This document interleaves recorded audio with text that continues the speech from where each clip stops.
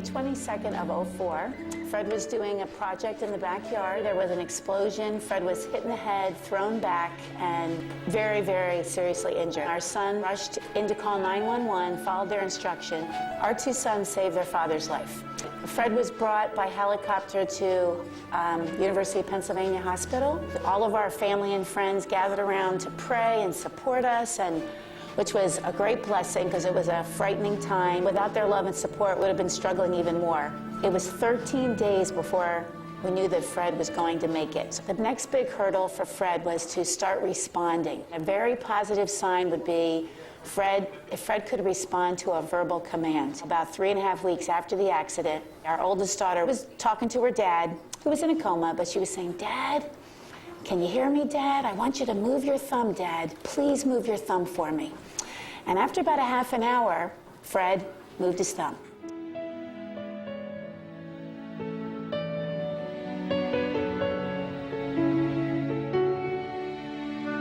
Our daughter Carolyn was with her dad in the gym, and she said, "Dad, I just know that there's a word on the tip of your tongue. Come on, Dad, try to say hi. Dad, try it. And Fred said, "Hi." Well, we started crying and we're jumping up and down, and everyone in the gym was so happy that Fred could speak. For a while after Fred's accident, I thought, will he even remember that he's married? Will he recover enough to remember that we've had 28 great years of marriage? Then Fred said, "Hi, Lori, I love you." Well, that was like, you know, I'm crying and I'm so thankful. And about a week later, Fred said, "You are so good to me." He whispered that, and I cannot even put into words how much that meant to me. When we got discharged from Bryn Mawr Rehab, the therapist said, "Have you heard about the Fighting Back program?" And our neighbor, actually, raved about the Fighting Back program. I met Fred Pierce like I meet any other client that comes to Fighting Back. He came in, did an IC, came from Bryn Mawr Rehab, and got started. Some significant injuries.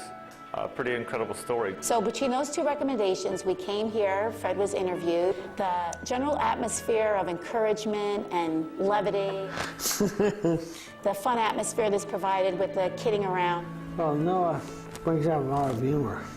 Kind of brings out the best, I think, certainly in Fred, and he's made tremendous strides. He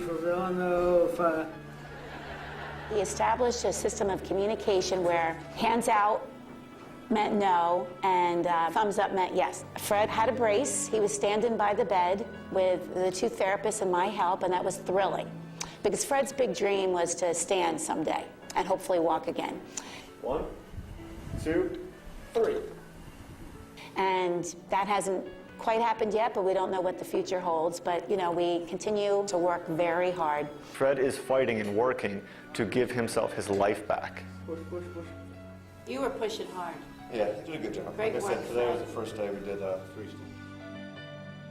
Fred, despite his physical limitations, was very good at showing people how much he cared about them. He very carefully selects his words because it's an effort for him to put it out there. When I first came, my left arm was paralyzed.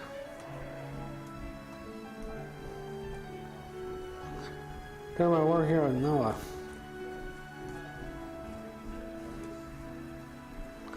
Came out of paralysis. Now I can move it a lot. The consistency of coming a few times a week, the community of support that's here in the Fighting Back program, the good example of other people with disabilities who are working hard with their trainers, it has been phenomenal for Fred.